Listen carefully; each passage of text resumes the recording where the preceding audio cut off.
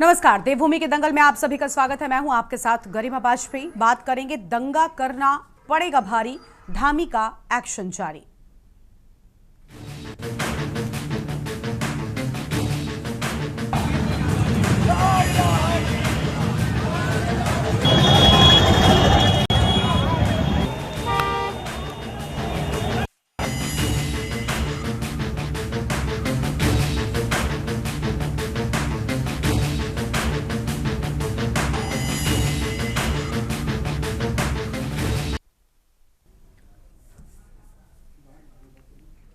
कानपुर के रावतपुर से शुरू हुआ आई लव मोहम्मद बैनर विवाद का असर धीरे धीरे अन्य राज्यों में भी पड़ रहा है। आपको बता दें कि बीती सोमवार की रात देहरादून के पटेल नगर में सोशल मीडिया पर आई लव मोहम्मद के बैनर को लेकर एक युवक के द्वारा गलत टिप्पणी के कारण हजारों की संख्या में कुछ अराजक तत्व एकत्रित हो गए और सड़क जाम कर प्रदर्शन करने लगे। वहीं जब धीरे धीरे प्रदर्शन अलग दिशा में जाने लगा कि तभी दून पुलिस ने कमान संभाली और मौके पर व्यवस्था को संभाला है। पुलिस ने कई अज्ञात लोगों के खिलाफ मुकदमा दर्ज किया है। पुलिस की साफ चेतावनी है कि कोई भी सांप्रदायिक सौहार्द बिगाड़ने की कोशिश करेगा उसके खिलाफ सख्त कार्रवाई की जाएगी। आपको बता दें कि बीती रोज यानी कि 29 सितंबर को सोशल मीडिया पर एक स्क्रीनशॉट सामने आया था जिसमें समुदाय विशेष पर एक छात्र ने आपत्तिजनक कमेंट किया था। सांप्रदायिक सौहार्द पर गलत असर डालने का प्रयास करने वाले स्क्रीनशॉट का पुलिस ने खुद संज्ञान लिया। साथ ही चौकी प्रभारी बाजार प्रमोद शाह ने इस संबंध में कोतवाली पटेल नगर पर कमेंट करने वाले के खिलाफ मुकदमा दर्ज कराया है, जिसके बाद आपत्तिजनक कमेंट करने वाले छात्र को तत्काल पूछताछ के लिए हिरासत में लिया, फिर उससे आपत्तिजनक कमेंट को हटवाया भी है। आपत्तिजनक कमेंट के विरोध में समुदाय विशेष के लोग पटेल नगर क्षेत्र में एकत्रित हो गए, मुख्य मार्ग को अवरुद्ध कर हुड़दंग करने लगे। इतना ही नहीं, उन्होंने धार्मिक उन्माद फैलाने समेत धार्मिक टिप्पणियां कर लोगों को उकसाने का प्रयास किया और ऐसे में मौके पर शांति व्यवस्था बनाए रखने और स्थिति को नियंत्रित करने के लिए पुलिस ने हल्का बल प्रयोग भी किया, जिसके तहत पुलिस ने लाठी से भीड़ को तितर-बितर कर स्थिति को नियंत्रित किया। प्रदेश का माहौल खराब करने पर सरकार की ओर से चेतावनी दी गई, जिस पर सभी राजनीतिक संगठनों ने इसका विरोध भी जताया है। चर्चा आज इसी मुद्दे पर होगी। खास मेहमानों का पैनल भी हमारे साथ में होगा, लेकिन उससे पहले रिपोर्ट देखिए।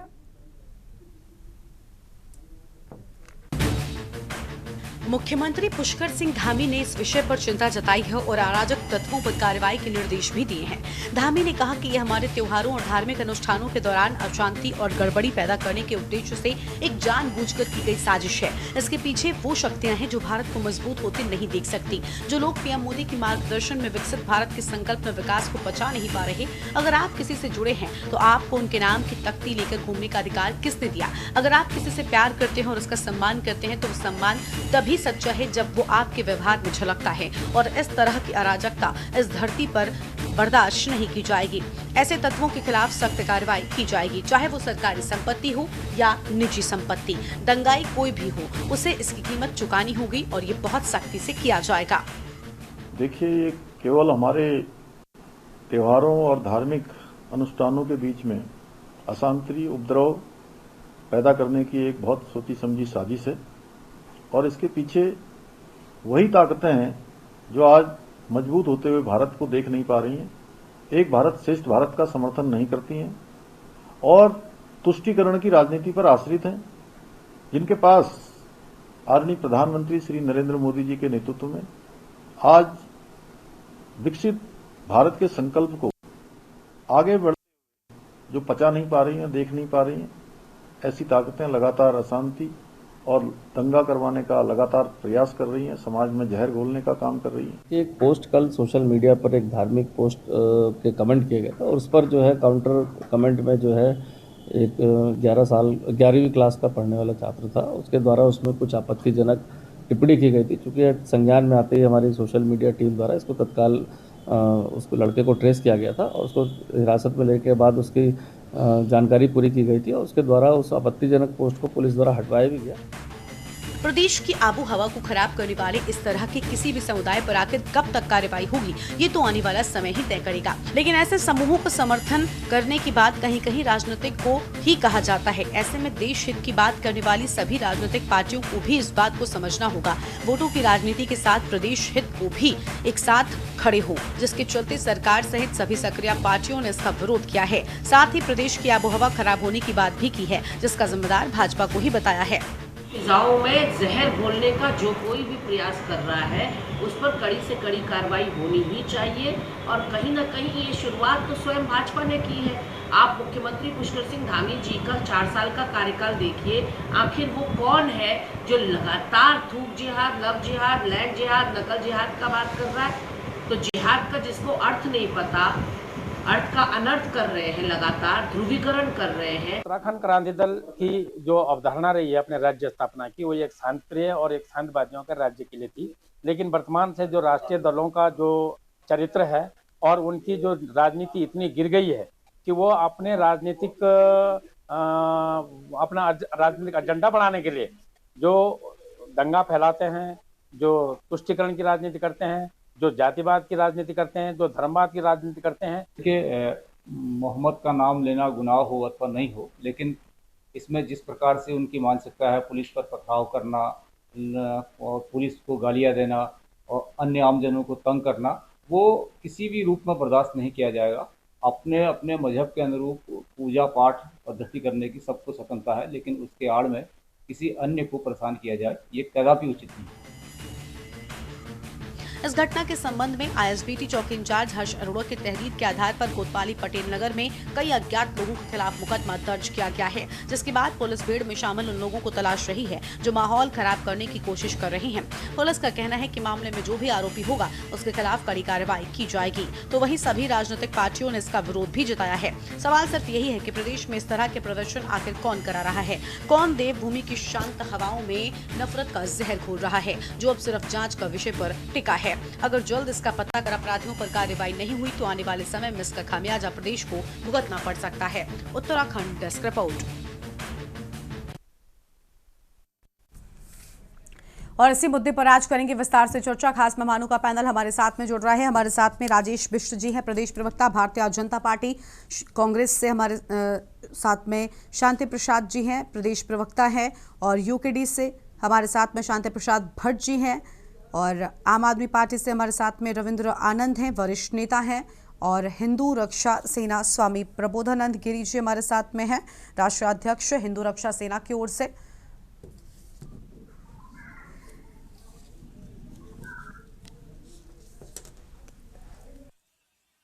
सभी मेहमानों का बहुत बहुत स्वागत है। सबसे पहले शुरुआत करेंगे राजेश बिष्ट जी के साथ में, प्रदेश प्रवक्ता भारतीय जनता पार्टी की ओर से। राजेश जी, पूरे मामले को किस तरीके से हैंडल किया गया? पुलिस के लिए भी एक बड़ी चुनौती थी, क्योंकि जिस तरीके से आई लव मोहम्मद मामले में विवाद बढ़ता जा रहा है, कानपुर से इसकी शुरुआत हुई और फिर ये बढ़ता हुआ पूरी तरीके से पहले प्रदेश में अलग अलग जगहों पर गया, अब अन्य प्रदेशों में भी इसका असर देखने को मिल रहा है। हालांकि कमेंट जो है वो डिलीट कराया गया, हटाया गया, लेकिन बावजूद इसके कुछ समुदाय विशेष के लोग जो हैं वो उपद्रव करने के फिराक में थे। हालांकि पुलिस ने उसे संभाला है। देखिए गरिमा जी, मैं इसमें ये कहना चाहता हूँ, सबसे पहले तो ये जो जिस तरह का भी एक पैम्पलेट लेके या जो भी जो हमारे साथी हैं जिन्होंने विशेष समुदाय के जो लोग हैं उनके द्वारा यूपी से एक जो एक कांड कहूँ मैं उसको, या एक यात्रा कहूँ उनकी, या आंदोलन कहूँ, या जिस भी तरीके से सौहार्द को बिगाड़ने के लिए एक जो पहल होगी, वो पहल किसी अन्य राज्य से शुरू होती है और उसकी जो आंच है वो आंच बढ़ते बढ़ते हमारे उत्तराखंड की तरफ भी आ जाती है। बड़ी हैरानी की बात है कि उत्तराखंड अपने आप में पर्वतीय क्षेत्र के साथ साथ यहाँ पे जिस तरह की संस्कृति है, जिस तरह का व्यवहार है, जिस तरह का लोगों का रहन सहन है, जिस तरह के आपसी भाईचारे के लिए उत्तराखंड जाना जाता है, अगर उस जगह पे इस तरह की अमर्यादित या अपने धर्म के साथ उसका प्रचार प्रसार जिस तरह से सड़कों पे उतर के करके एक अन्य धर्म के लोगों को उकसाना, प्रेरित करना या कहीं ना कहीं शांति को भंग करने वाला जो काम किया जा रहा है, मैं इसको बिल्कुल गलत मानता हूं। और ये तो पटेल नगर की कोतवाली की जो संबंधित पुलिस थी, हमारी मित्र पुलिस थी, उनके द्वारा समय रहते हुए उस व्यक्ति को भी पकड़ा गया जिसने सौहार्द बिगाड़ने का काम किया, और उस व्यक्ति को पकड़े जाने के बाद, कानूनी कार्रवाई होने के बाद, उस पोस्ट को डिलीट करने के बाद जो भी वैधानिक कार्रवाई होती है जब हो रही थी, उसके बाद इस तरह का हुजूम इकट्ठा करना, भीड़-भाड़ करना, संपत्ति को हानि पहुंचाना, गाड़ियों को हानि पहुंचाना, विरोध प्रदर्शन करना, ये किसी भी तरीके से स्वीकार्य नहीं है। माननीय मुख्यमंत्री जी इस प्रदेश के अंदर हर संभव प्रयास कर रहे हैं कि इस प्रदेश के अंदर जो शांति का प्रतीक है, अपनी संस्कृति का प्रतीक है, वो आपसी भाईचारे का प्रतीक है। ये संदेश पूरी दुनिया के अंदर जाता है। उसी भाईचारे को कायम रखना चाहिए। अगर कुछ उकसाने वाले लोग वो किसी प्रकार से अगर उकसाना चाहते हैं, मैं सबको ये कहना चाहता हूं कि हम लोग जो अपनी पहचान है उसको खोए ना। आपस में जो रिश्ते खराब करने वाले लोग हैं, इनसे हम दूरी बना के रखें। और अगर कोई ऐसे लोग सड़कों पे उतर रहे हैं तो उनके इस आंदोलन में शामिल होने का काम बिल्कुल नहीं होना चाहिए। प्रदेश की पुलिस सतर्क है। यूपी में भी उन लोगों को ठीक कर दिया गया था जिन्होंने सौहार्द बिगाड़ने का काम किया था। माननीय मुख्यमंत्री जी यहां पर भी किसी को नहीं बख्शेंगे अगर यहाँ पे सौहार्द, भाईचारे और शांति को भंग करने का काम किया जाएगा, ऐसा मैं मानता हूं। गरिमा जी, ठीक है, चलिए लौटेंगे आपके पास में। शांति प्रसाद जी हमारे साथ में हैं, प्रदेश प्रवक्ता कांग्रेस पार्टी की ओर से। बहुत स्वागत आपका शांति प्रसाद जी। क्या कहना चाहेंगे सर आप? देखिए जो प्रदर्शन हुआ, पुलिस ने बहुत ग्रेसफुली हैंडल किया सारी सिचुएशंस को, क्योंकि हमने देखा उत्तर प्रदेश में कई जगहों पर बवाल हुआ। बरेली की तस्वीर अगर आपने देखी हो, पुलिस को एक बड़ा बल प्रयोग करना पड़ा, लाठीचार्ज से लोगों को तितर-बितर किया गया। और समुदाय विशेष के लोग क्योंकि हुड़दंग करने के प्रयास में थे, उपद्रव करने के प्रयास में थे, तो ऐसे में पुलिस की बहुत बड़ी जिम्मेदारी बन जाती है। विपक्ष फिर इस मुद्दे को क्यों आगे बढ़ा रहा है? क्या पुलिस की कार्यशैली से संतुष्ट नहीं है? क्या वजह है कि विपक्ष लगातार इस मुद्दे में भी कुछ बातें कह रहा है?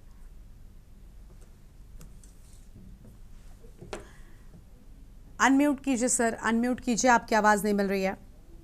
गरिमा जी मेरी आवाज आ रही है? जी अब बोलिए।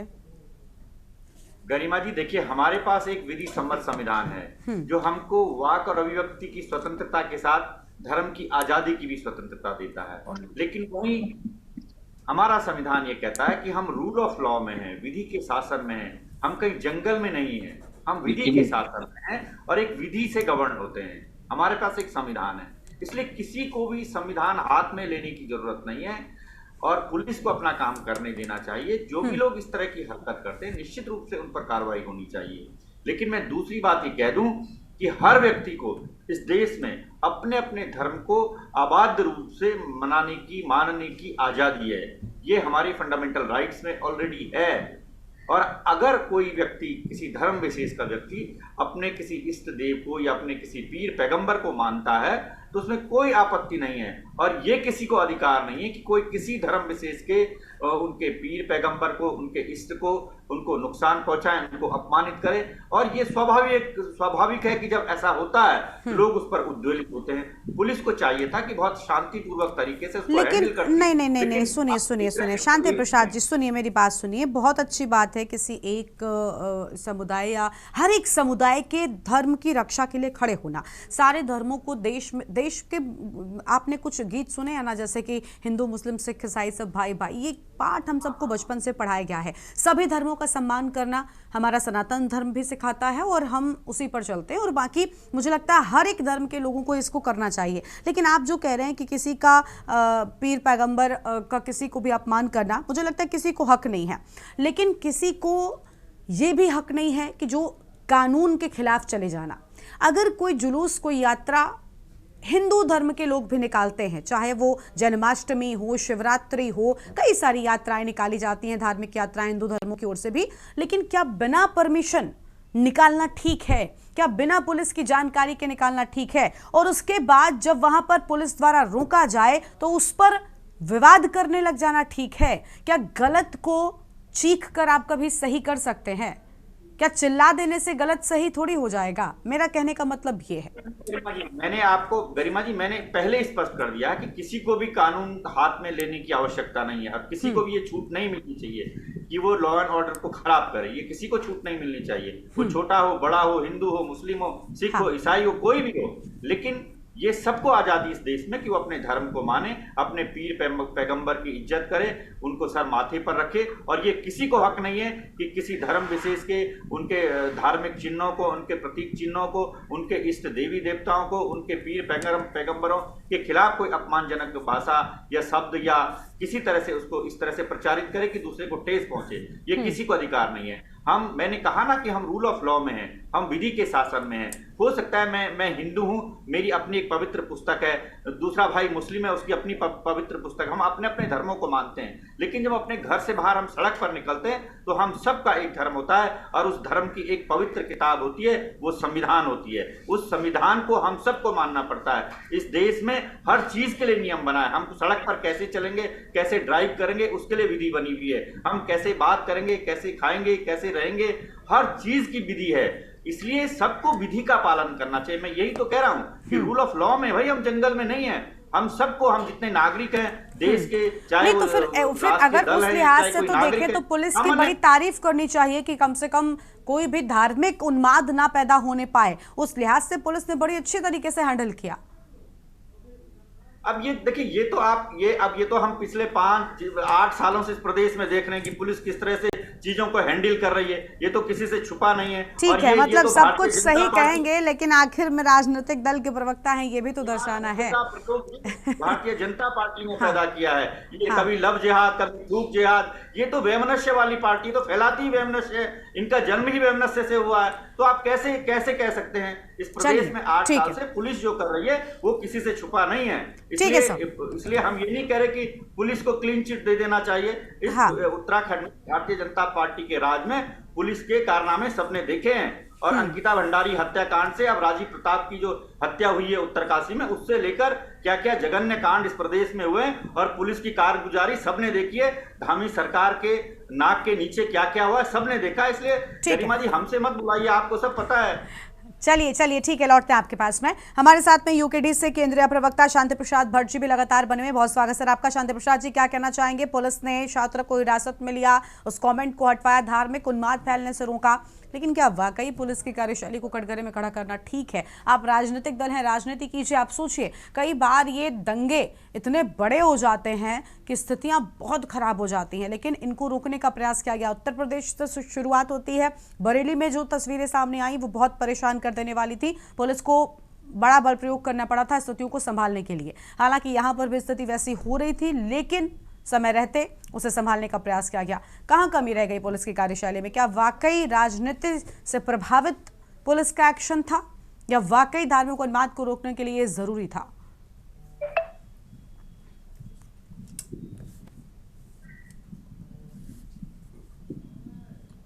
शांति प्रसाद जी, आप अनम्यूट करेंगे प्लीज, तो हम आपको सुन पाएंगे।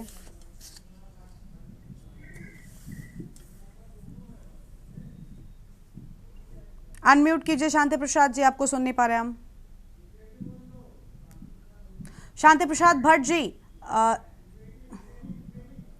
यूकेडी से जो हमारे प्रवक्ता हैं, यूकेडी के प्रवक्ता शांति प्रसाद भट्ट जी, आप अनम्यूट कीजिए।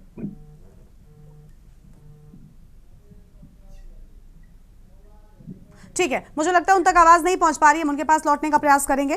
उसके पहले अन्य मेहमान हैं, उनको भी जोड़ लेते हैं। रविंद्र आनंद जी हमारे साथ में, आप पार्टी से वरिष्ठ नेता हैं। बहुत स्वागत सर आपका। रविंद्र आनंद जी, क्या कहना चाहेंगे? क्या राजनीतिक दल होना, हर बात हर जगह पर बताना ज़रूरी होता है? क्योंकि सोशल मीडिया पर टिप्पणी से एक विवाद खड़ा होना शुरू होता है, जो पहले ही अन्य प्रदेशों से चल रहा है और वो आगे बढ़ता हुआ आया है। ऐसे लोगों पर बहुत सख्त एक्शन होना चाहिए। फिर भी मैं ये कहूंगी कि पुलिस की ओर से कम बड़ी ग्रेसफुली हैंडल करने का प्रयास किया गया कि कोई विवाद ना होने पाए, क्योंकि धर्म से जुड़ा हुआ मामला है।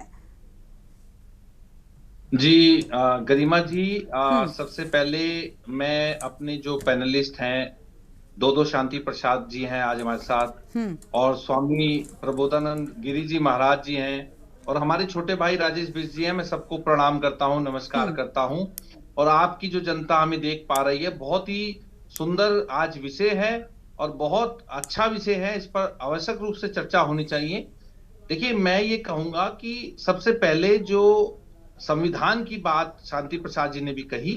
देखिए, संविधान में जो फंडामेंटल राइट्स है, जिसकी धारा 12 से लेकर 35 तक में, अगर आप धारा 25, 24, 26, 27 को पढ़ेंगे तो उसमें ये स्पष्ट रूप से कहा गया है कि कोई भी व्यक्ति भारत में अपने धर्म के अनुसार जीने का पूरा उसको अधिकार प्राप्त है। वो अपने धर्म की चीजों को जाहिर कर सकता है। उनके अगर कोई उनका ऐसा कुछ जलूस है या कोई ऐसी चीज है, उसको अनुमति लेकर के पुलिस से वो कानूनी तौर पर उसको पूरा अधिकार प्राप्त है कि वो ऐसा कर सकता है, वो किसी भी धर्म से हो, पहली बात।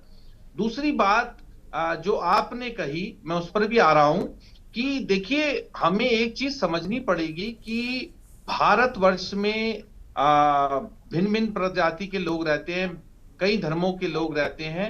हर 50 किलोमीटर पे हमारी वेशभूषा, हमारी भाषा बोली बदल जाती है। लेकिन हमें एक बात का आवश्यक रूप से ध्यान रखना चाहिए, वो है संविधान, और वो है कि हम जिस भी धर्म में हैं, उस धर्म में रहते हुए हमें अन्य धर्मों का भी सम्मान करना चाहिए। हमारे देश में जो इस समय जो व्यवस्था दिखाई दे रही है, या ये कह सकते हैं कि जो इस समय अव्यवस्था दिखाई दे रही है, उसका एक बड़ा कारण कट्टरपंथिता है गरिमा जी। इस पर विशेष रूप से ध्यान दिया जाना चाहिए।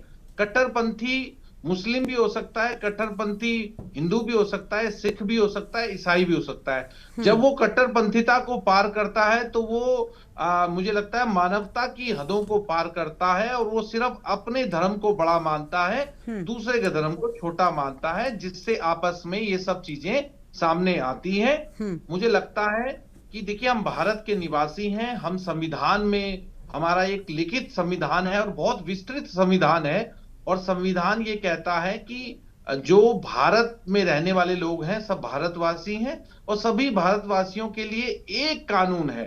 तो मुझे लगता है कि उस कानून को हिंदू को भी मानना चाहिए, मुस्लिम को भी मानना चाहिए, और कट्टरपंथिता से दूर रहना चाहिए। पुलिस पर मैं ज्यादा सवाल खड़े नहीं करूंगा, क्योंकि पुलिस का काम है लॉ एंड ऑर्डर, और लॉ एंड ऑर्डर को मेंटेन करने के लिए कई बार उसे लाठियां भी बरसानी पड़ती हैं, कई बार उसे आग्रह भी करना पड़ता है, और कई बार उसे पैर पीछे भी करने पड़ते हैं। अगर हम यदा कदा अपवाद को छोड़ दें तो पुलिस अपना कार्य कर रही है। मुझे लगता है पुलिस उत्तराखंड में बहुत मित्र पुलिस कही जाती है, और मेरे हिसाब से पुलिस ठीक है, पुलिस ज्यादा खराब नहीं है। लेकिन जो लोग, अब मैं जिस पर आ रहा हूं कि जो लोग कट्टरपंथिता के चलते, चाहे वो बजरंग दल के लोग हों, चाहे वो हिंदू युवा वाहिनी के लोग हों, और चाहे वो मुस्लिम समुदाय के लोग क्यों ना हो, चाहे वो मुस्लिम सेवा संगठन के लोग क्यों ना हो, ये हमें समझना पड़ेगा कि हमें दूसरे के धर्म पर अटैक नहीं करना है, दूसरे के धर्म का सम्मान करना है। देखिए, सनातन धर्म सबसे बड़ा धर्म है, और सबसे बड़ा धर्म होने के नाते सनातन धर्म ने हमेशा सभी धर्मों को शेल्टर दिया है, सबकी रक्षा की है। सनातन धर्मियों ने सबकी रक्षा की है। जब जब समय आया, आपने देखा भगवान राम के रूप में, भगवान कृष्ण के रूप में, अन्य बहुत सारे उदाहरण ऐसे आपको मिल जाएंगे जिसमें हमने अन्य धर्मों की भी रक्षा की है गरिमा जी। तो मैं इसमें बहुत ज्यादा राजनीतिक बात ना करते हुए, सभी महानुभाव मुझे लगता है मेरी बात से कुछ सहमत भी हो सकते हैं। तो मैं यही कहूंगा कि हमें हमेशा ये ध्यान रखना है कि हमें लॉ पे चलना है, कानून के उसमें चलना है, और कोई भी ऐसा कार्य नहीं करना जिससे लॉ एंड ऑर्डर टूटता हो या उसको कोई ठेस पहुंचती हो। मुझे लगता है देश में रहने का सबसे सही तरीका भी यही है गरिमा जी। ठीक है, बिल्कुल ठीक बात आपने कही, लेकिन देखिए किसी भी धर्म पर कोई टिप्पणी करे तो शायद धर्म के लोगों को आना भी पड़ता है आगे, वो भी बहुत ज़रूरी हो जाता है कई बार। ठीक है, लौटते हैं आपके पास में। स्वामी प्रबोधानंद गिरी जी हमारे साथ में हैं, राष्ट्रीय अध्यक्ष हिंदू रक्षा सेना की ओर से। बहुत स्वागत सर आपका। क्या कहना चाहेंगे महाराज जी, ये पूरा विवाद कानपुर से शुरू हुआ एक पोस्टर को लेकर, उसके बाद बढ़ता चला गया, अब उसके जवाब में कई अलग अलग तरह के पोस्टर आ रहे हैं। हिंदू धर्म के लोगों की ओर से आई लव महादेव के पोस्टर चस्पा किए जा रहे हैं। लेकिन क्या वाकई ऐसे धार्मिक उन्माद आगे बढ़ने चाहिए या इन पर लगाम लगनी चाहिए? और किसी भी धर्म के XYZ कोई भी धर्म हो, क्या ऐसी चीज़ें करनी चाहिए? क्योंकि क्या आस्था का प्रदर्शन वाकई सड़क पर किया जा सकता है? क्या सारी भक्ति सिर्फ सड़क पर है? गरिमा जी, आपको मेरी आवाज आ रही है? जी सर, बोलिए। एक बात तो ये है कि सब लोग संविधान की बड़ी चर्चा कर रहे हैं, लेकिन दुर्भाग्य यह है संविधान को मान नहीं रहे आपके चैनल पर भी। और वो ये है कि आप लोग बोल रहे हैं विशेष समुदाय। भारत में विशेष समुदाय कौन सा हो गया? आप सीधे क्यों नहीं बोलते मुसलमान लोग आए थे? विशेष समुदाय वो थोड़े हैं। आप हिंदू को कहेंगे हिंदू और मुसलमान को कहेंगे विशेष समुदाय। तो एक तो आपकी ये दोहरी नीति ठीक नहीं है, और ये संविधान के विपरीत है, संविधान के अनुकूल नहीं है। संविधान ये कहता है जो करे उसका नाम लो, सीधे सीधे नाम लो, चाहे वो हिंदू हो, चाहे मुसलमान हो, चाहे ईसाई हो, चाहे अच्छा करे चाहे बुरा करे, जो भी करे। पहली बात तो ये।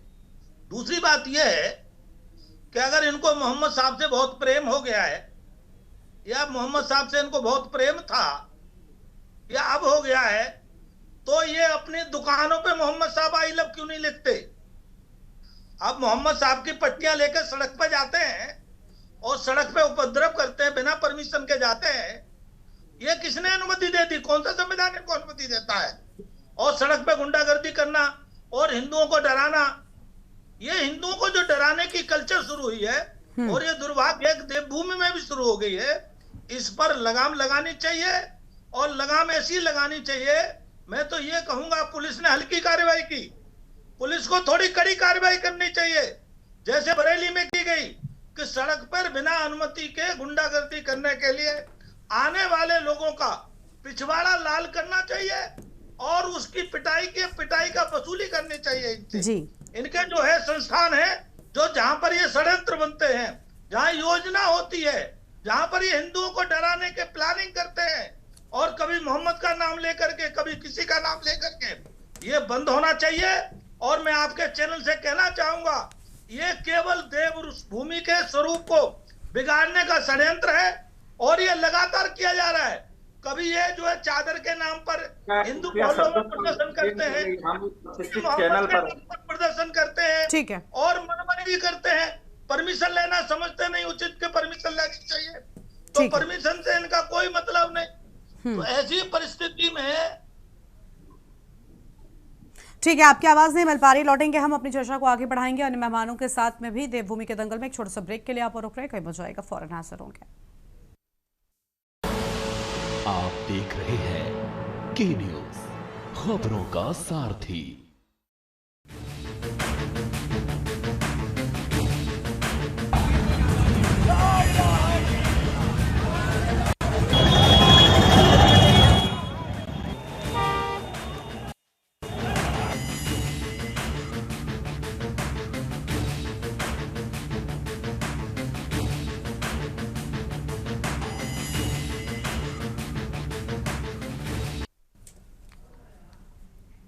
ब्रेक के बाद देवभूमि के दंगल में आप सभी का स्वागत है। खास मेहमान हमारे साथ लगातार बने हुए हैं शांति प्रसाद भट्ट जी, केंद्रीय प्रवक्ता उत्तराखंड क्रांति दल की ओर रुख कर लेते हैं।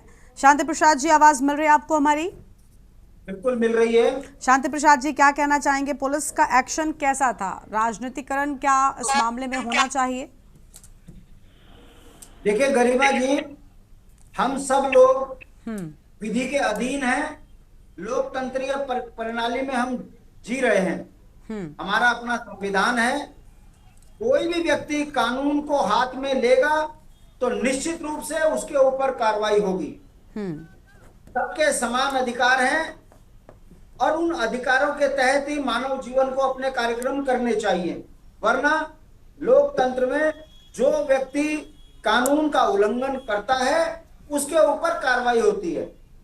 मगर मैं सनातनी हूं, और मेरे जीने की जो पद्धति है सद्भाव की है, समभाव की है। हमारे आराध्य श्री राम ने रामलीला के मंचन के माध्यम से मानव जगत में एक संदेश दिया है कि जो सांसारिक जीवन में है, चाहे वो पीड़ित है, शोषित है, वंचित है, अगड़ा है, पिछड़ा है, हर एक व्यक्ति की समाज में जरूरत है। मिलकर रहो और सद्भाव के साथ रहो, मानव जीवन का कल्याण उसी में है। ये सनातन पद्धति रही है। मगर मुझे बड़े दुर्भाग्य के साथ कहना पड़ रहा है कि इस समय पर सनातन धर्म की आड़ में कुछ ऐसे लोग भी आगे बढ़ रहे हैं जो सनातन धर्म की पद्धति के ऊपर सवाल खड़े कर रहे हैं। सत्ताओं में बैठे सत्ताधीश एक तरफ एक वर्ग विशेष के ऊपर कार्रवाई करते हैं, मगर जब इनके नेता खुद दुराचार में फंसते हैं, भ्रष्टाचार में फंसते हैं, तो उन पे कार्रवाई नहीं करते। इससे संदेश जो जा रहा है कि सनातन धर्म के अंदर कुछ लोग ऐसे हैं जो सनातन धर्म की पद्धति पे पलीता लगा रहे हैं, और उनको संरक्षित ये सत्ताएं कर रही है। गरिमा जी, ऐसे लोगों के ऊपर भी कार्रवाई होनी चाहिए। मैं बड़े दुख के साथ कह रहा हूं, यह देवभूमि है। देवभूमि के अंदर कभी भी दंगे नहीं हुआ करते थे। देवभूमि के अंदर कभी मानव के अंदर इतने बड़े आंदोलन हुए, यहाँ गांधीवादी राज्य लिया, मगर कभी उत्तराखंड की जनता ने एक दूसरे के साथ नफरत का जीवन नहीं जिया। 42 से ज्यादा शहादतें देखने के बावजूद भी हमने किसी का कहीं कोई विरोध नहीं किया, ये कहकर कि सब उत्तराखंड के नागरिक हैं। मगर दुख की बात है, आज भाजपा के शासन काल में जिस तरीके से कार्रवाइयां हो रही हैं, मतलब भाजपा के पक्ष की बात नहीं हुई तो देशद्रोही मुकदमा लग जा रहा है, प्रताड़ित किया जा रहा है, और भाजपा के पक्ष की बात हो तो फिर वो चाहे बलात्कारी हो, डकैत हो, भ्रष्टाचारी हो, उसको जो है यहाँ पर देवतुल्य बताया जा रहा है। ये जो लोकतंत्र में हो रहा है ये ठीक नहीं है। रही बात जो बैनर लेके घूम रहे हैं अपने विशेष उसका, तो ओवैसी ने तो उसका विरोध कर दिया है। कोई ओवैसी के पास वो लेके गए आई लव मोहम्मद साहब, तो उसने कहा इस लेकिन क्या ओवैसी जी के अकेले विरोध कर देने से पूरे समुदाय की ओर से सफाई मान ली जाए? वो उनका व्यक्तिगत विचार हो सकता है। क्या सवाल है? क्या उनके एक इंडिविजुअल, उन्होंने कहा कि विरोध कर दिया, आप कह रहे हैं उन्होंने विरोध कर दिया, क्या उनके विरोध करने मात्र से मामला शांत थोड़ी ना हुआ जा रहा है? जो लोग समर्थन में खड़े हैं, अभी भी पोस्टर चस्पा कर रहे हैं, जुलूस निकाल रहे हैं बिना अनुमति, इनका क्या किया जाए? देखिए, कहीं पर भी इस तरह के पोस्टर लगना ठीक नहीं है। क्यों? क्योंकि आई लव मोहम्मद साहब तो इस्लाम में कहीं है नहीं लिखा हुआ। तो इसका जो विरोध हो रहा है, इसके पीछे देखिए जो लीगल है वो कानून का काम है, इसमें मेरा ज्यादा बोलना ठीक नहीं है। मगर मेरा ये कहना है सबके समान अधिकार है संविधान के अंदर। अगर किसी ने अपराध किया है तो पुलिस बैठी है, मगर उत्तराखंड का अगर कोई सौहार्द बिगाड़ता है वो कतई स्वीकार नहीं किया जाएगा, वो चाहे भाजपा का हो कोई या अन्य जगह का कोई हो। हमारा यह कहना है मानव के अधिकारों का उल्लंघन नहीं होना चाहिए, उत्तराखंड का सौहार्द खराब नहीं होना चाहिए। और एक विशेष लेकिन आप बार-बार शांति प्रसाद जी आप बार-बार भाजपा को लेकर कह रहे हैं, भाजपा का इसमें क्या रोल है? एक टिप्पणी सामने आई, प्रशासन ने उस शख्स को पकड़ा, वो कमेंट हटवाया गया ताकि सौहार्द जिसकी आप बार-बार बात करें कि खराब ना हो प्रदेश में, उसी लिहाज से तो प्रशासन ने एक कदम उठाया था। भाजपा के स्टैंड की बात कैसे आ गई? मैं इसलिए कह रहा हूं कि सरकार भारतीय जनता पार्टी की है, जिसकी तो सत्ता होती है, क्या आप सवाल खड़े होते हैं। क्या इसका मतलब इनका लॉ एंड ऑर्डर मेंटेन करने की स्थिति में नहीं है ये सरकार। ठीक है, यदि भारतीय जनता पार्टी के सरकार इसको नहीं संभाल पा रही है तो त्याग पत्र दे दे, राष्ट्रपति शासन लग जाएगा यहाँ। ठीक है, चलिए मतलब है चलिए ठीक है आते हैं सर। ठीक है सर, आते हैं आपके पास में। कांग्रेस के पीपी प्रवक्ता हमारे साथ में शांति प्रसाद जी। शांति प्रसाद जी, आप क्या कहना चाहेंगे सर?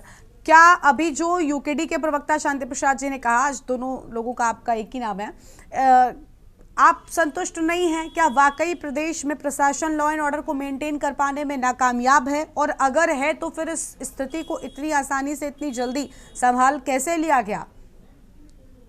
गरिमा जी, हमारे सामने उदाहरण है ना इन 8 सालों में कि सरकार ने किस तरह से स्थिति को बिगाड़ा है। जब महामहिम राष्ट्रपति जी का दौरा होता है तो खुलेआम एक ज्वेलरी शोरूम में लूट हो जाती है, उपराष्ट्रपति जी का दौरा होता है तो हरिद्वार में लूट हो जाती है। इनके नेता, इनके मंडल अध्यक्ष यौन शोषण के आरोपों में घिरे पड़े हैं। अभी पेपर लीक हुआ, वो हरिद्वार का जो कॉलेज है जिसमें लीक हुआ, इन्हीं के भाजपा नेता का कॉलेज है। उससे पहले धारीवाल नाम का व्यक्ति था, जब पहला वाला पेपर लीक हुआ था वो अभी तक नदारद है। तो बहुत सारे ऐसे प्रकरण हैं, मैं बहुत सारे प्रकरणों को गिना सकता हूं जिसमें भारतीय जनता पार्टी के लोग लिप्त रहे। अंकिता भंडारी हत्याकांड हो, चाहे अब तक के पेपर लीक के कांड हो, सब जगह बहुत से जगह भारतीय जनता पार्टी के लोग सीधे इन्वॉल्व रहे हैं। और अभी स्वामी जी जिन बातों को कह रहे थे, मेरी गंभीर आपत्ति है जिन शब्दों का उन्होंने प्रयोग किया है। हम एक प्रतिष्ठित चैनल पर बैठे हुए हैं और इस तरह की शब्दावली नहीं होनी चाहिए किसी भी समाज के, सभ्य समाज में, जिस तरह से स्वामी जी ने कहा है। और मैं तो स्वामी जी से निवेदन कर रहा हूं, 8 साल से उत्तराखंड में आपकी सरकार है, 10-11 सालों से मोदी जी की सरकार केंद्र में, आप जो हम सब की गाय पर जो हम सबका फेथ है, जिसको हम गौ माता मानते हैं, उसे आप राष्ट्रीय माता का दर्जा कब दे रहे हैं? मेरा तो स्वामी जी से आग्रह है, आप उस काम में लगे ना। आप कहाँ इस काम में पड़ गए हैं कि इसके ये लाठी बजाइए और ये करिए। आपको तो वो पवित्र काम करना चाहिए जिस काम के लिए संत समाज को आगे आना चाहिए। आप उस काम को नहीं कर रहे हैं, आप केवल भाजपा की तारीफ करते करते अपना ओरिजिनल काम भूल गए। तो मेरा तो स्वामी जी से आग्रह है, उस काम में लगिए, गौ माता को राष्ट्रीय माता का दर्जा दीजिए। अपनी सरकार से कहिए, बहुत सारे देश भर में हिंदुओं की आस्था की प्रतीक है गौ माता, उनको एक प्रतिष्ठित राष्ट्र माता का दर्जा दीजिए, जो बहुत सारे लोगों की मांग भी रही है। और जो ये विवाद है, इस विवाद में भारतीय जनता पार्टी केवल इस विवाद में नहीं, बहुत सारे विवादों में नाकाम साबित हुई है। और पुलिस की नाक के नीचे, राजधानी में मुख्यमंत्री के नाक के नीचे हर बार ऐसी घटनाएं हुई हैं जहां ये नाकामी इस सरकार में देखी गई है। और अभी किसी तरह ये पेपर लीक का मामला संभला है, लेकिन ये पूरी तरह नहीं समझा है। इसमें बहुत सारे यक्ष प्रश्न हैं जिनका सुलझना अभी बाकी है। हम लोग 3 तारीख को कूच कर रहे हैं, फिर आपको बताएंगे। ठीक है, राजेश बिष्ट जी हमारे साथ में, प्रदेश प्रवक्ता बीजेपी की ओर से। Rajesh ji, law and order आप मेंटेन नहीं कर पा रहे हैं, ये आरोप है आपके विपक्षी दलों के। गरिमा जी देखिए, इस समय जो विपक्ष है वो मुद्दा विहीन हो गया है। यहाँ पे हम जितने विपक्षी साथियों के बीच में बैठे हैं और इस गंभीर विषय पे चर्चा हो रही है, ये अलग अलग पार्टियां तो है नहीं, सारी की सारी पार्टियां मिलकर एक इंडिया अलायंस बन जाती है, तो सबकी बात एक ही लाइन में जानी है। तो इस बात पे कोई नया कुछ नहीं है। ये बार बारी किसी घटनाक्रम के लिए भारतीय जनता पार्टी की सरकार होने पे भारतीय जनता पार्टी को निशाना बनाने का काम कर रहे हैं, उस पर आरोप मढ़ने का काम कर रहे हैं। मैं छोटी सी 2 बातें कहता हूँ। इस देश की प्रधानमंत्री इंदिरा गांधी जी का असैसिनेशन हो जाता है उनके घर पे। उस समय इंदिरा गांधी जी इस देश की प्राइम मिनिस्टर थी, सरकार कांग्रेस पार्टी की थी। तो क्या इस बात से माना जाए कि इंदिरा गांधी जी की हत्या के पीछे कांग्रेस पार्टी का हाथ था? उसके बाद राजीव गांधी जी की 1991 में हत्या होती है। उस समय भी देश के अंदर इंदिरा गांधी जी की सरकार थी, केंद्र में सरकार थी, सभी राज्यों में सरकार थी। तो क्या यह माना जाए इस बात से कि राजीव गांधी जी की हत्या के पीछे सभी कांग्रेसियों का हाथ था? ये क्या तर्क दे रहे हैं आप लोग? कौन सी सरकार जो दूसरी बारी जनता के द्वारा चुने हुए मैंडेट से प्रदेश के अंदर आती है, 3-3 बार यहां से 5-5 सांसदों को भेजती है केंद्र में 3 बारी हमारी 140 करोड़ की विश्वसनीयता वाली नरेंद्र मोदी जी की सरकार बनती है। कैसे मुमकिन है कि उस राज्य के अंदर कोई भी पार्टी अपनी उपस्थिति में या अपने शासनकाल में ये सोचेगी कि इस तरह के काम प्रदेश के अंदर होने चाहिए? इन्हें तकलीफ इस बात से नहीं है कि ये दंगे हो रहे हैं या इस तरह के लोग सड़कों पे इस तरह के प्ले कार्ड लेकर घूमे। इन्हें परेशानी इस बात की है कि भारतीय जनता पार्टी की सरकार ने स्वतः संज्ञान लेते हुए उस आरोपी को पकड़ के अंदर करा, और जो दंगे की इच्छा, जो दंगे की मंशा, जिस भाव से डिबेट में बैठ के चर्चा कर रहे हैं, वो मंशा इनकी पूरी नहीं हो पाई। जो ये सौहार्द खराब होते हुए देखना चाह रहे थे, जो मीडिया का सब्जेक्ट इस समय सौहार्द खराब होने का था, उससे बच गया ये प्रदेश। ये उस बात से पीड़ित है। ये वही लोग हैं जो बोलने के लिए तो अपने नाम के आगे हिंदू धर्म, हिंदू जाति, सनातन धर्म को जोड़ते हैं। गौ माता की इन्होंने बात करी, क्या अकेले अभी ये जो हमारे बीच में महामंडलेश्वर जी बैठे थे उन्हीं की जिम्मेदारी है गौ माता की रक्षा करना? अन्य सनातनियों की कोई जिम्मेदारी नहीं है, अन्य हिंदू धर्म की कोई जिम्मेदारी नहीं है। आदमी के जन्म से लेके मरने तक अगर इस धरती के अंदर किसी को देव रूप में देखा जाता था, गौ माता, और उस गौ माता की पूजा इन्हें जन्म के समय भी चाहिए होती है, और जब श्राद्ध कर रहे होते हैं, मर रहे होते हैं, तब भी उन्हें चाहिए होती है। तो ये कैसे गौ माता की जिम्मेदारी से महामंडलेश्वर जी के ऊपर रख रहे? तो ये बातें बिल्कुल तर्कहीन है। अरे राजेश जी सुनिए, उन्होंने कोई गलत बात नहीं की। उन्होंने ये कहा कि भाई गौ माता की आप बड़ी रक्षा करने की बात, आप मसीहा बनकर खड़े हो जाते हैं, फिर उन्हीं गौ माता को आप राष्ट्र माता का दर्जा देने से क्यों डरते हैं? मैं यही बात कह रहा हूं, गलत बात हो गई? एक तरफ ये सुनिए, ये बात उन्होंने कही, ठीक है। मैं कह रहा हूं इस पे अकेली भारतीय जनता पार्टी की जिम्मेदारी थोपने का काम क्यों कर रहे हैं?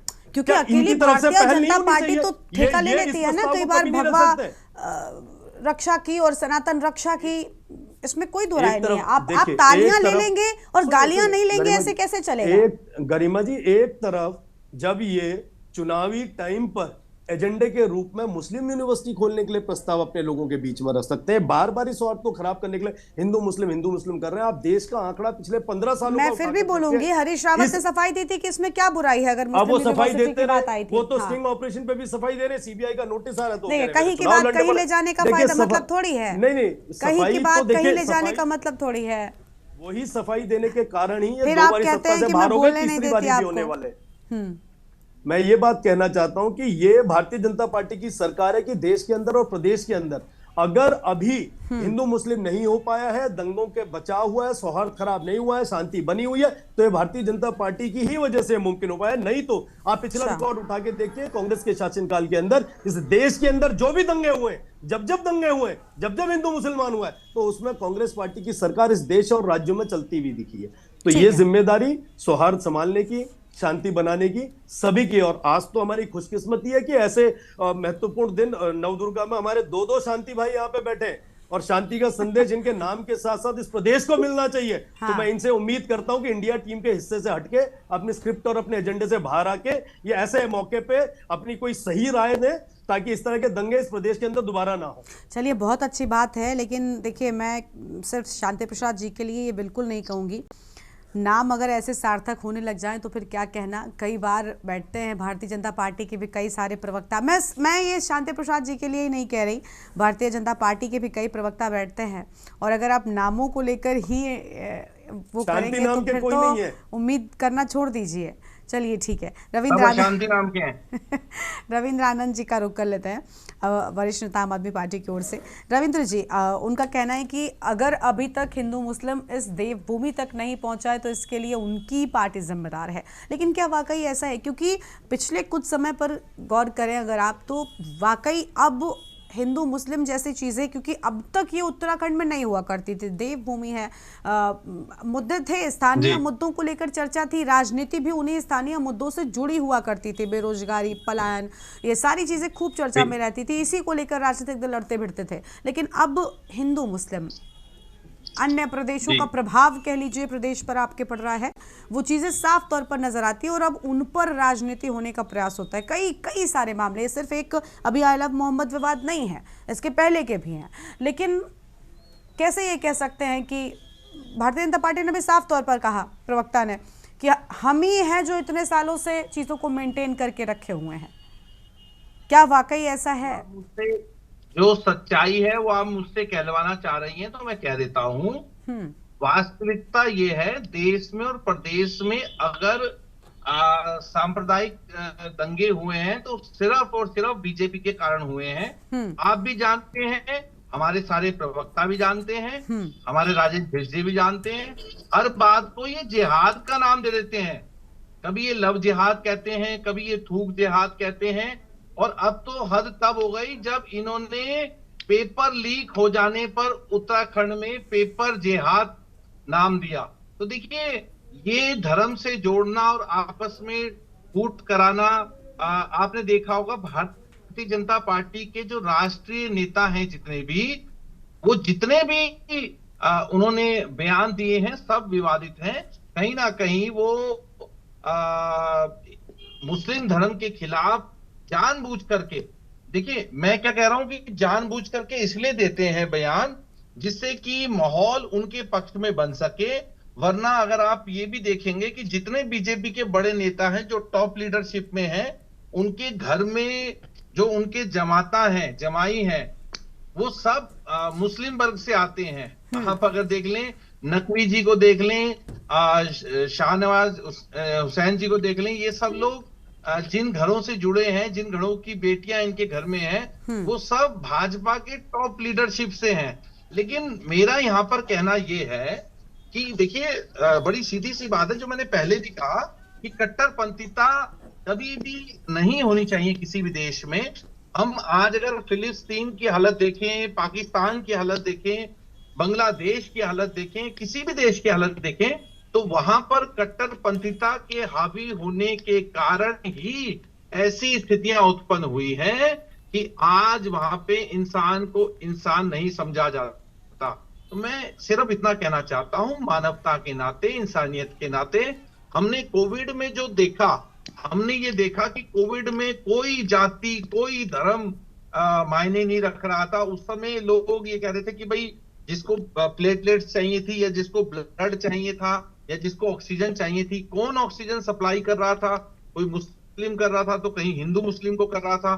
तो मैं तब ये कह रहा हूं कि इन चीजों से बाहर आना पड़ेगा। देश में तरक्की तभी आएगी, देश एक विकसित भारत तभी बन पाएगा जब हम इन चीजों से बाहर आएंगे, ना कि नफरत फैला करके, ना कि ऐसे कांड करवा करके जो हमने पूर्व में देखे, मुझे लगता है कि बहुत सारी चीजें आज भी भारत पर कलंक बनी हुई हैं। अगर हम गोधरा कांड की बात करें जो भाजपा के शासनकाल में हुआ, वो भारत नहीं पूरे विश्व में एक कलंक है कि इतना बड़ा कांड आप करा सकते हैं, और आप ही की सरकार थी वहां।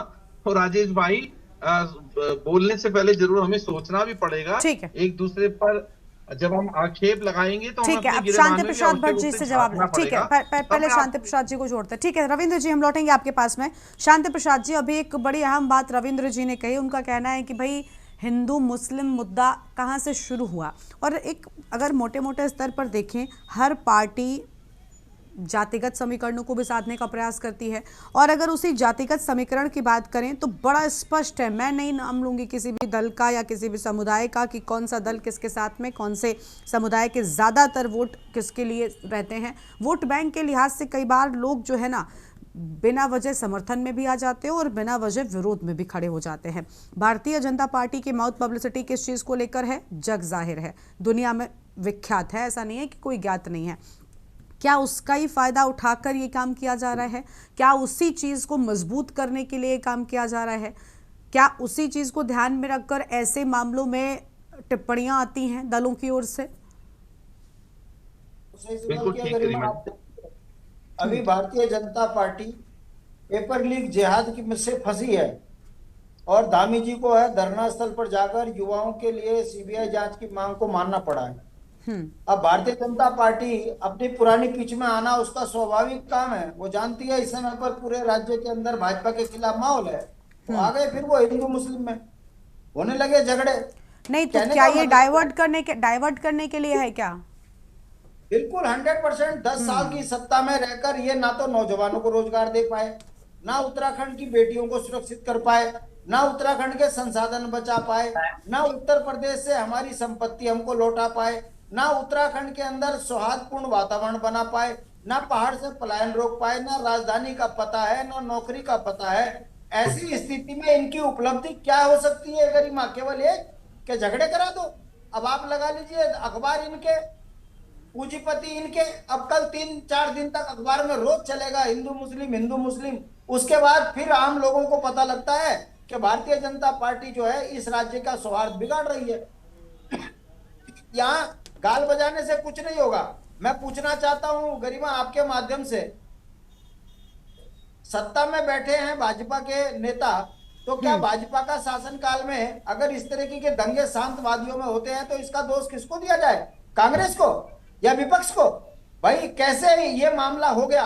अब क्या इनका इनपुट नहीं था? एलआईयू क्या कर रही थी? क्या इनको खबर नहीं थी कि इस तरह का वो सौहार्द बिगड़ सकता है? क्यों पुलिस को लाठीचार्ज करना पड़ रहा है? क्यों पुलिस को लॉ एंड ऑर्डर हाथ में लेना पड़ रहा है इस चीज को मेंटेन करने के लिए? कहने का मतलब है कि जितने दंगे होंगे, जितना नफरत बढ़ेगी, उतना भारतीय जनता पार्टी का जो है चरित्र बाहर आएगा। दूसरी बात, ये भाजपा नहीं बोल पा रही है कि 14 से भाजपा की केंद्र में सरकार है, राज्य में भी 10 साल से 11 साल से ऊपर हो गया। इनको ये बताने को तैयार नहीं है कि गौ माता को राष्ट्रीय माता का दर्जा क्यों नहीं मिल रहा। धारा 370 का तो बहुत बड़ा श्रेय लेते हो। उत्तराखंड में यूसीसी लगाकर तो आप उत्तराखंड की संस्कृति पर, सनातन धर्म की संस्कृति पर हमला करते हो। जब आप इतने आजाद हो, इतने मजबूत हो, तो फिर एक बार गौ कानून भी ले आओ, गौ के लिए राष्ट्रीय माता का दर्जा। अरे दूध पीते हो गाय का, रात को सड़क पे छोड़ देते हो, जंगल में बांध देते हो। ये भाजपा का असली चेहरा है।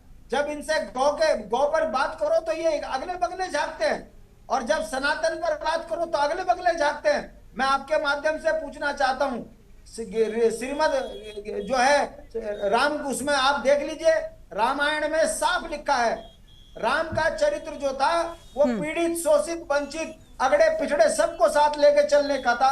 रामलीला के मंचन में यही दिखाया जाता है।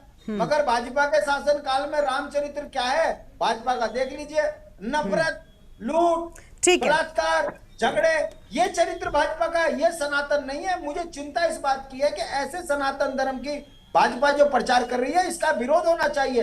ये दुराचारी और बलात्कारियों की नहीं, ये सनातन धर्म का प्रचार क्यों करेंगे? वो सनातन धर्म का प्रचार क्यों करेंगे? मैं किसी भी दल की बात कर रही हूँ, कोई सनातन की आड़ में आगे बढ़ सकता है, लेकिन सनातन का प्रचार करने की किसी को कोई जरूरत नहीं है, वो अपने आप में मजबूत है। ठीक है, नहीं, सनातन का प्रचार करने की तो जरूरत है ही नहीं, उसकी आड़ में लोग आगे बढ़ जाते हैं। ठीक है, काल से सर्वश्रेष्ठ है, मगर दुर्भाग्य है कि हमको बोलना पड़ रहा है कि हम सनातनी है, सद्भाव में जीने वाले हैं। भाजपा ने तो समाज को नफरत में बांट दिया।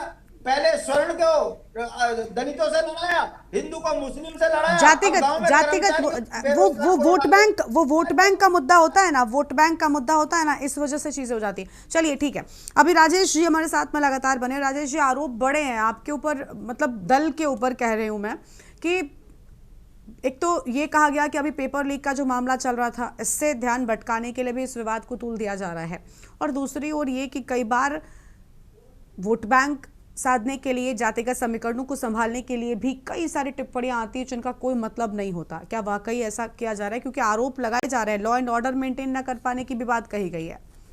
गरिमा जी, ये जो विवाद हुआ है ये आपको भी पता है, और यहाँ पे जो अति शिक्षित साथी हैं उनको भी पता है कि ये विवाद यहाँ से शुरू नहीं हुआ।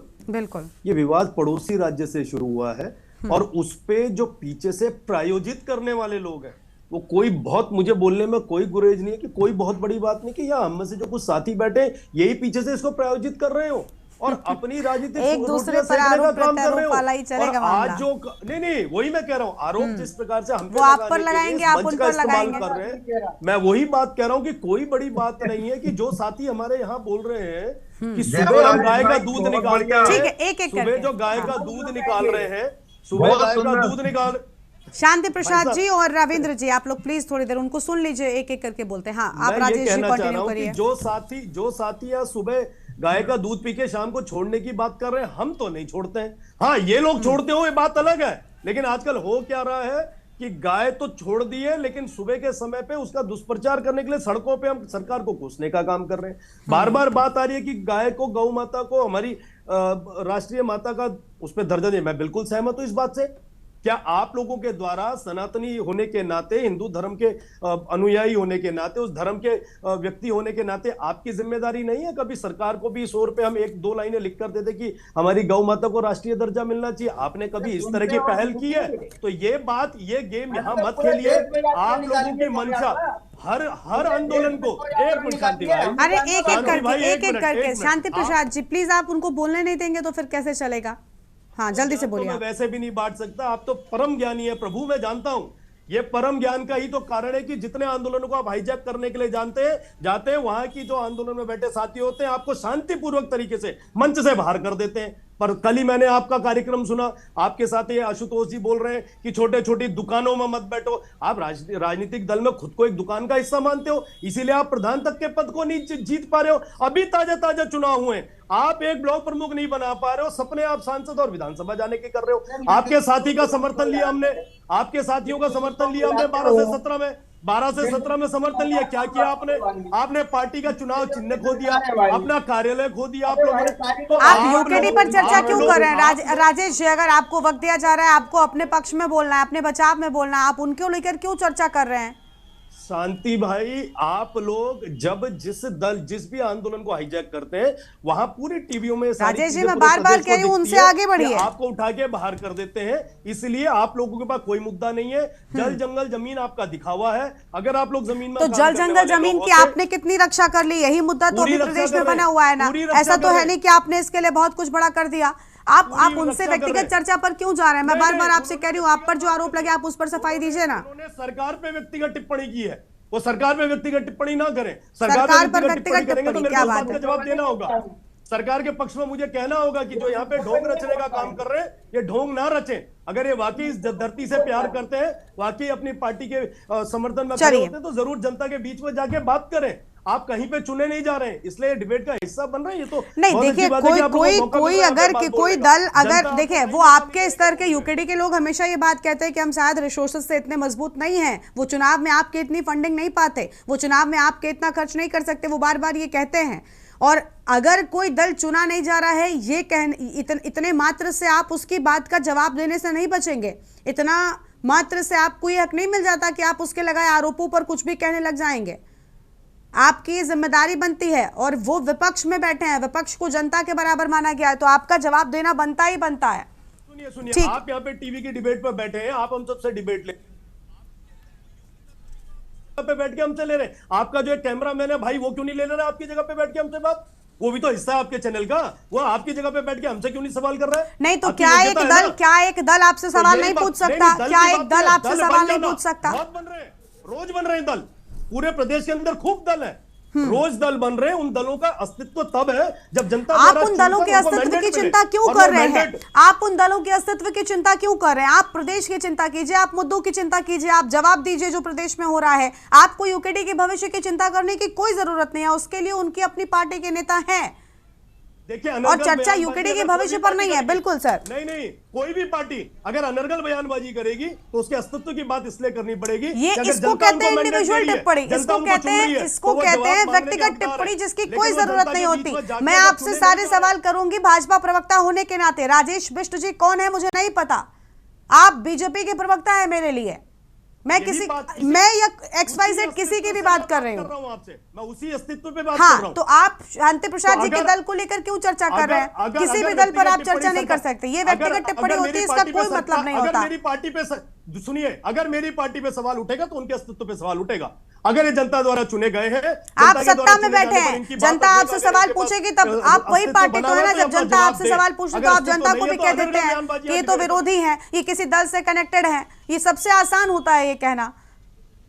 ठीक है, चलिए देखिए, उम्मीद ये है कि कम से कम धार्मिक सौहार्द जो है वो प्रदेश में नहीं बिगड़ने दिया जाएगा और स्थितियों को बेहतर तरीके से मेंटेन करने का प्रयास किया जाएगा। लॉ एंड ऑर्डर बिगाड़ने की जो बात कही जा रही है विपक्षी दलों की ओर से, उस पर प्रशासन काम करेगा और सरकार उसमें पूरा सहयोग करेगी। शुक्रिया आपका हमारे साथ जुड़ने के लिए, अहम बातचीत के लिए। देवभूमि के दंगल में आज हम चर्चा कर रहे थे क्योंकि देवभूमि में आई लव मोहम्मद विवाद पहुंच चुका है। कल जिस तरीके से एक युवक के द्वारा सोशल मीडिया पर टिप्पणी की गई और इस टिप्पणी के बाद विवाद बढ़ता हुआ नजर आया। हालांकि पुलिस ने तुरंत ही मौके पर स्थितियों को संभाला है और युवक द्वारा टिप्पणी को डिलीट भी कराया गया।